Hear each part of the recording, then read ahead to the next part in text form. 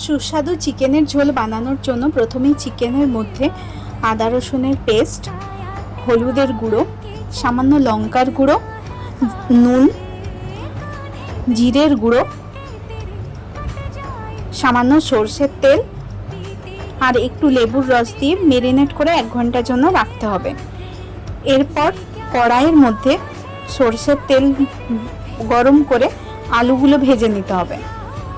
এরপর আলু ভাজা হলে ওই তেলে তেজপাতা আর পেঁয়াজের কুচি, কাঁচা লঙ্কার কুচি দিয়ে ভালো করে ভেজে নিতে হবে। এরপর হলুদ গুঁড়ো, লঙ্কা গুঁড়ো, আদা রসুন পেঁয়াজের পেস্ট দিয়ে ভালো করে কষিয়ে জিরের গুঁড়ো, ধনের গুঁড়ো, সামান্য নুন আর অল্প চিনি দিয়ে ওই ম্যারিনেট করা মাংসগুলো দিয়ে দিতে হবে।